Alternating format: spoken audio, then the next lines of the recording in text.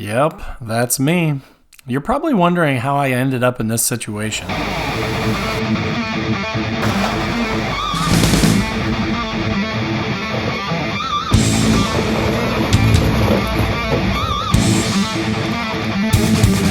Hell yeah! Well, let me tell you.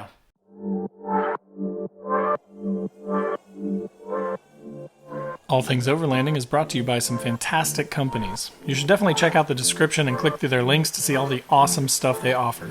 Companies like Red Arc for all your overlanding power management needs. Last US Bag, tons of amazing quality overlanding bags. Rugged Bound Supply Company, rooftop tents, awnings, roof racks, and more. The More Expo 2022, get your tickets below. And Northology Overland, guided overlanding trips and a free overlanding magazine. To get as much time on trail as possible, we left Friday morning around 6 a.m. I met up with Cody and his wife Alexa, who previously joined me on the Land Between the Lakes trip last summer.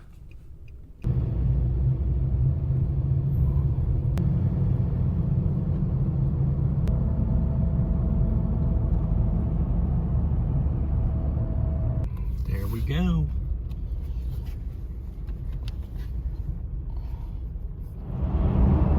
Since we're heading to the Boone Backcountry Byway in Kentucky, of course we had to skirt through Louisville to avoid some toll roads, and that's when my normal road rage side of me came out a little bit. Right onto an east ramp. Lane departure. Danger. That's not how right-of-way works, lady. Lane departure. Danger. Continue on On today's Overlanding for the Poor's food stop, we are at Bojangles, and I'm actually really excited. I've never eaten here before, but yeah, definitely not doing any gourmet stuff. We're gonna get down there pretty early, stay at Callie's campground, and then spend the day on some trails today and tomorrow, and then Sunday hit up some like scenic stuff, and then be headed home. So let's eat. So after a quick breakfast, we hit the road again and headed down until we got to Callie's campground. From pretty much everybody that I've talked to, Callie's is kind of the place to go. So I'll show you here all the stickers that are on the door. I did add an All Things Overlanding sticker. I was, honored to be able to join the club. So Callie's is just neat because it's kind of a staple of Kentucky. And with the Boone Backcountry Byway, there's not a lot of actual camping on the trails. So it was nice to kind of have a home base where we could come back to at the end of the day after exploring.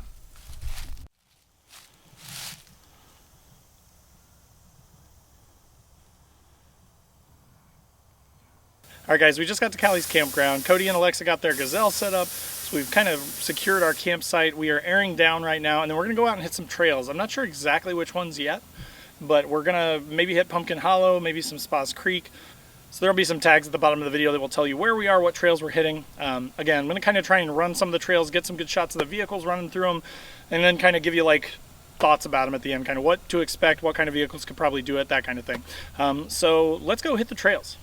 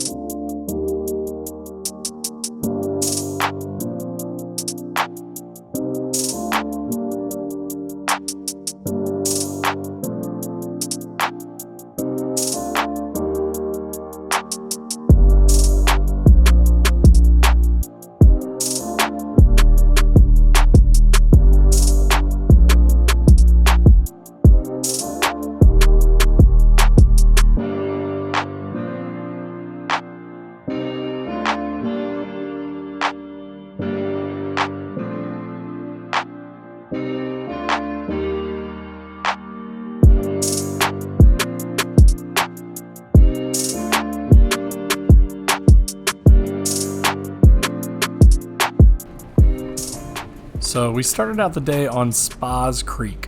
This trail is awesome. Actually, this is one of my favorite trails of the whole weekend because there's a good mix of some more aggressive obstacles, which you'll see here in a little bit, and then just some really beautiful scenery and some stuff that pretty much any four-wheel drive could go through. I would say if you have a lift and a little bit bigger tires on your vehicle, you're going to be in better shape. Armor is also a plus because, again, there are some rock climbing things that you have to kind of do. So most stock vehicles could probably do the majority of this trail, but the more modified you are, the easier it's going to be.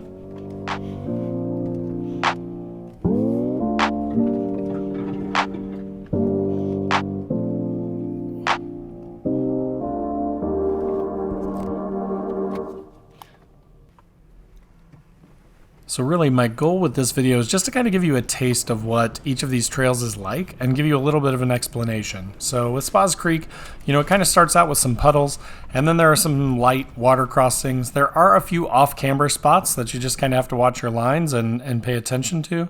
But nothing, again, super technical or super challenging, but a lot of fun to just explore and sort of test your rig. Is it okay if I'm to say I'm catching feelings from all the dealings? Am I astray? What do you say?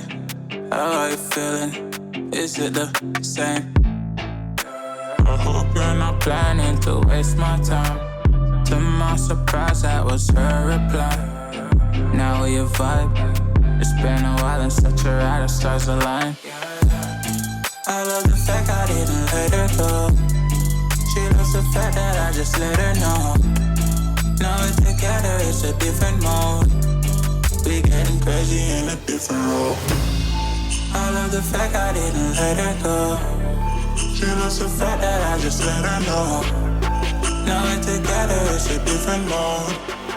We getting crazy in a different role. We getting crazy in a different role. She loves the fact that I just let her know. We getting crazy in a different role. We getting crazy in a different role.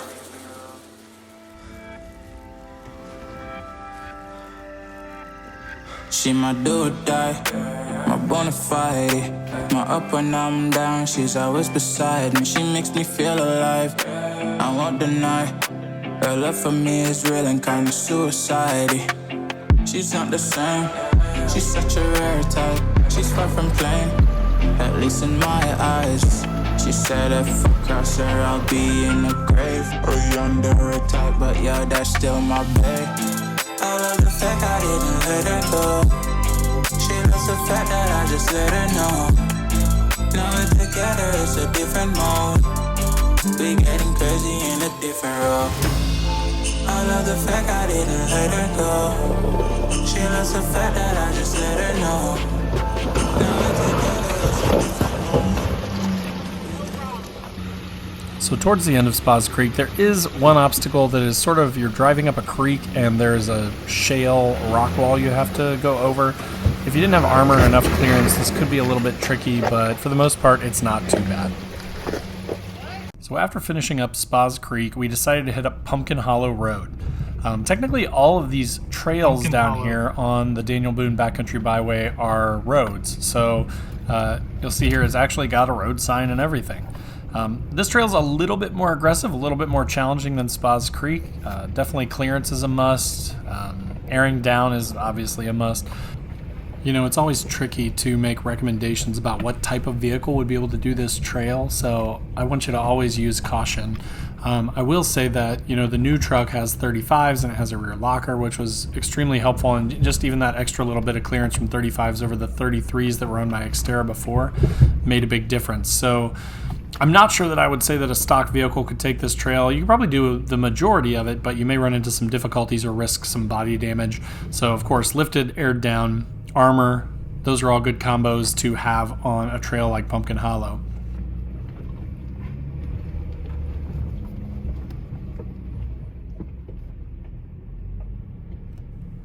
We ended up liking Pumpkin Hollow and Spas Creek so much that we ran them the next day as well.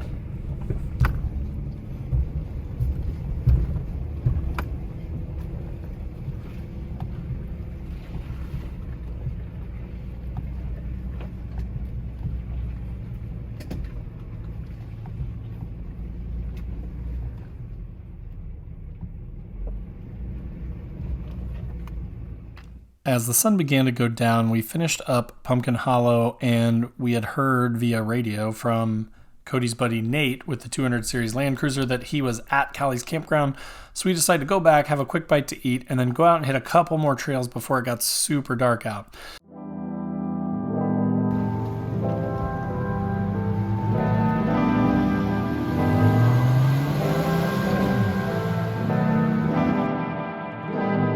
So it started to get dark pretty quick, and we decided that we needed to find our way out of the woods and head back to camp. It had been a long day of wheeling. We probably spent about 10 hours on the trails that first day, so it was a pretty long, exhausting day, but it was a lot of fun, and we got to see a lot of cool stuff. Of course, Kentucky is beautiful, so it was great to get to spend time on the trails with some buddies, and we headed back to camp and turned in a little early Friday night. All right, guys, it is day 2, Saturday, of the Daniel Boone Backcountry Byway trip. Back there, you got Nate with his 200 Series Land Cruiser. Cody and his wife slept in their Gazelle last night. He's got the 80.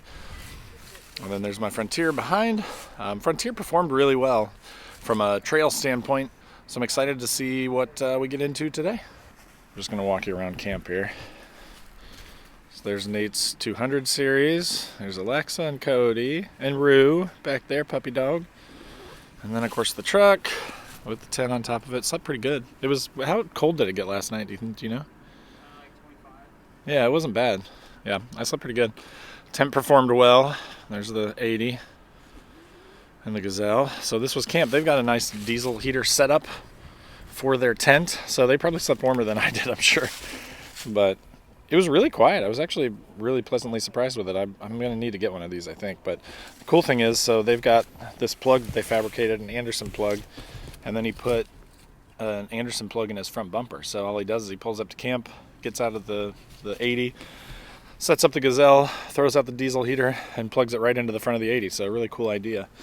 And the 80 did really well. So, but all the trucks have been performing really great, and it's just been a blast to hit up these trails. The Daniel Boone Backcountry Byway is super fun. So we're gonna hit more trails today. We're here at Callie's. That's cool.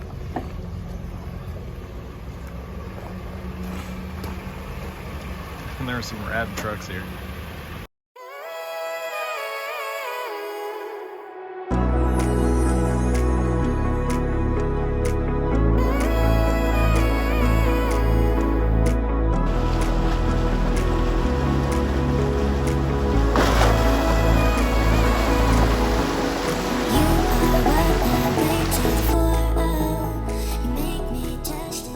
So as day 2 kicked off, we decided since Nate hadn't gotten to go on Spas Creek or Pumpkin Hollow that we would re-hit those trails. Plus we liked them so much that we just decided it would be a lot of fun.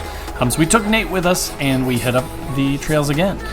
In addition to those 2 trails though, we found some other trails that Cody knew about and just went exploring. There were water crossings up to my Nissan emblem on my grill, which was a little more than I expected, and actually as a result, when I got home, I had some water in my oil and had to do an oil change, and also in the airbox. So lots of fun there. Some of that may have also contributed to the end result of my truck being on a trailer, but we'll get to that here in a minute. Again though, as we kept hitting trails, it was just more and more and more fun to spend time with some buddies and do some cool stuff that, you know, you don't get to do on a daily basis.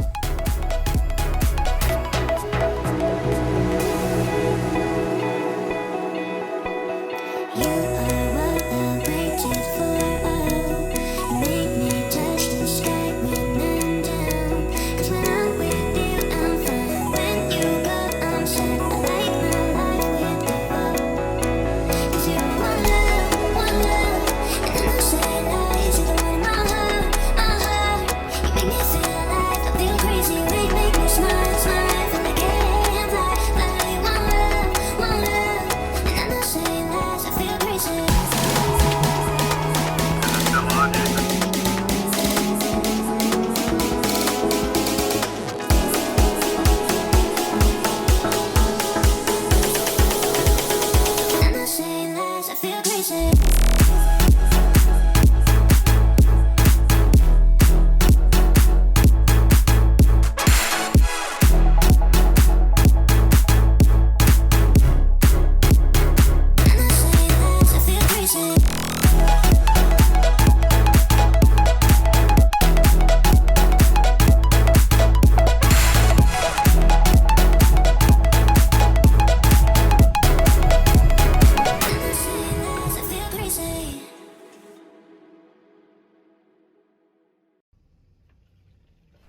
So as the day slid to an end, we decided it was getting a little bit late. And again, we'd had 2 long days on the trail. There was a winter storm advisory. So that night we were supposed to get some weather across Kentucky and southern Indiana. So we decided to just head back that night. It's about 4.5 hours away with no stops. So we all got in our vehicles and we decided to leave about 7-8 o'clock, figuring, we'll be home by, midnight.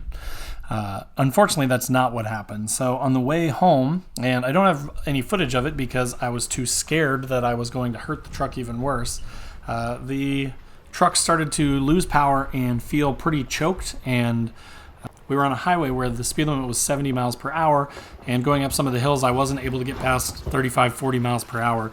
So despite resetting the computer a couple of times and sort of trying to resolve the issues, we ended up calling one of Cody's buddies who had a flatbed trailer. He came and picked up the truck and towed me the last couple hours home. Since then, we have figured out that as a result, again, of the bad timing chain guide situation that started it all, it had fouled out and thrown a bunch of misburnt fuel through the cats, and it turned out to be a clogged cat. So again, we've resolved that. I've replaced the catalytic converters, and it's running again well. All right, so as you guys saw and heard, unfortunately the truck did have some issues on the way home, but since then, it's been about a month and a half since that happened. The truck has been fixed, cats have been replaced, O2 sensors have been replaced, so pretty much everything's new on it, from intake, spark plugs, all the way through the back. So hopefully that will resolve some of these issues. So super fun. It's just tons of fun.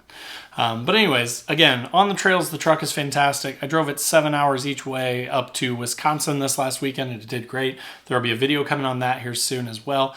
But so again, thanks for watching. I hope that gave you some good info on the Daniel Boone Backcountry Byway and kind of told a little bit of a story about what it's like down there. It is a really neat place. It's really special.